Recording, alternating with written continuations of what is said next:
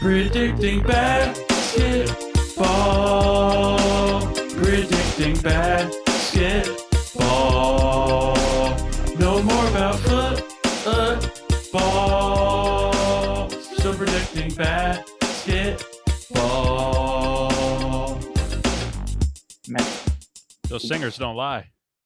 I do know much more about football, but I'll still predict some basketball, and I'll damn sure get it correct because I had a good run for a couple of years where I was getting every NBA. I was getting the finals matchup a year in advance, but it's going to be a little tougher this year because not only do we have the Big Chief Burrito himself, a resident basketball expert. He came in as a soccer expert, but he started kicking our ass in every other type of prediction, and especially in basketball. But we also have Raystradamus himself.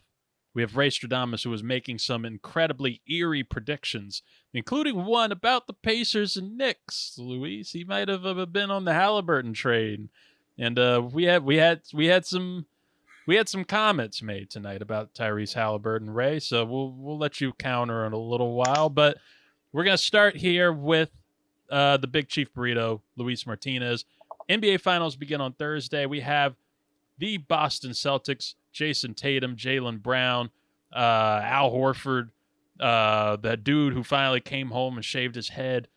They are all, and Porzingis, my guy, Kristaps, going up against, Used to be my guy. Would you call him Hotep Kyrie? He's not Hotep, but he's not there anymore, but we still got Kyrie Irving, Luka Dončić, this young-ish rising star Dallas team that, really stayed in on loyalty, stayed in on building, and didn't try to give it up after last year when they easily could have fired people and, moved on, but they really tried to believe in an offseason of change. They are meeting head-to-head. I think the series is going to be awesome. Luis, what are your thoughts on it? What's your final prediction, too?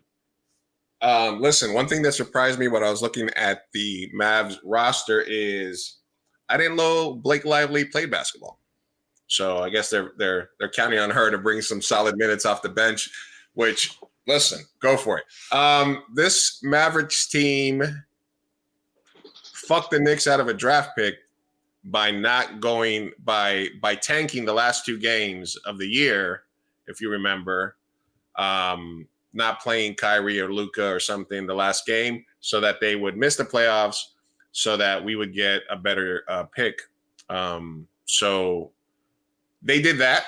They put together a decent team. They took a chance on Kyrie. They paid him and made him feel good, made him feel wanted, and they got the best version that we've seen since the championship, Kyrie.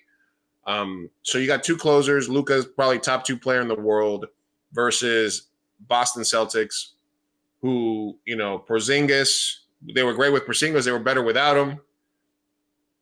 Tatum and, the best 2 wings in the league. I think it's going to come down to, you got 5-head McGee over there fucking running the show. You got defensive player of the year guards to throw at Kyrie. You got old man Horford over there to chuck up a couple of threes at the end of fucking quarters that is going to go in somehow. Boston's kryptonite is their coach. Never knows when to call a timeout. And I don't trust him as much as I trust one of the greatest point guards of all time, Jason Kidd, to figure out a way to put it close. The games are going to be close. They're finals games. I think Boston blows them out once or twice, but I'm going to go with the underdog and Kyrie and Luka figuring out a way to close out some games because I fucking hate Boston. And but also because I really like what the Dallas Mavericks have done this year.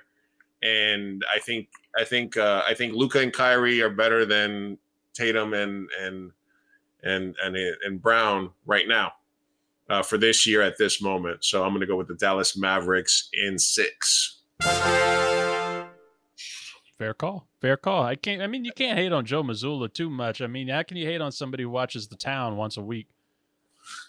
Once a week? I think it was once a week. I think he was watching it like every fucking night at a point, which I love that movie. Jeremy Renner, fantastic. Go watch it. File. But whose call we taking? Yeah, you can't watch it every night. I don't think about that. No. That's like on a 36-month Max, man. I can't watch. You know what movie? That sports movie I can watch over and over though. Moneyball. I can too. Weirdly, that's a good one. That's a good one. Yeah, I love Moneyball for some reason. I don't know what makes Moneyball it. Is like my current, like, if I see that it's on, or like I'm like, I remember Moneyball, or so I'll see a clip of like a Moneyball thing on Twitter, and I'll be like, you know what? I want to watch Moneyball. I'm not that huge of a baseball guy, but I love a baseball movie, and for some reason I love the transaction baseball movie the most. Movie I'll never watch again that's sports related. That fucking horrible Kevin Costner draft movie. Oh, Draft Day was corny good. That was a I was gonna say that. One time. I'm saying I don't ever need to watch it again. I get it. There you go. I agree. Yeah. All right, guys. Thank you for having me on again, Reid. Of course, Luis. You guys have a good rest of your chat. See you, Big T. Take it easy, guys. All right, Ray. Before I get, because you're Raystradamus, you actually have you've dove deep into this before. You got it down, so you're actually going to spoil the final. So I can't have you corrupt my mind, right? So I'll give my prediction here and let you close it out. All right, that is fine. Mine's short and sweet. Well, just like Luis, I want to say fuck Boston. I gotta get that. I gotta get that off the chest first. I put Tatum as my number 4, but still, fuck Boston. I hope Scott hears this. He should. I hope he does. It should be like a hello from people just in the street. Not hello, not good morning. Fuck Boston. Fuck Boston. Yeah. That said, I still think that this is going to be a close series. This is the NBA Finals, of course. I think that this is a great team, a great Boston team. They got all the pieces for it. Jaylen Brown has got a lot of hype around him right now. And I don't know if that pressure is going to break on him or if he's going to live up to it. I personally think that he's going to fall off a little bit in these finals. I think Tatum's going to go off. I think Tatum is going to show people why he should actually be in the top 5, not in that 6 to 8 range that a lot of people have him in. But that said, this Dallas Mavericks team is good. They are fun too. Luka is here. Luka has been that dude for a minute, and it's finally time. He's got the guy next to him, and Kyrie, I think Kyrie, and we'll do this in the future, of a top 5 Robins in NBA history. We'll get the top 5 Robins in NBA history. I think Kyrie can be in there in terms of what he's done for success alongside, LeBron James and what he's doing right now with Luka. I think it's going to go down to just about, I'm going to put it at the wire and say that the Mavericks, despite Jayson Tatum's best efforts, I have to agree with Luis that my guy, the town's number 1 fan, Joe Mazzulla, is going to fuck up a little bit in the coaching wing. And Kid will take over. The Mavs, Kyrie with experience, Luka being hungry and wanting that light. Mavericks, Dallas Mavericks, they're going to take this thing in 7. I'm going to make it a fun series by putting it to 7. It could be 6, but I'm going to put it to 7. Dallas and 7.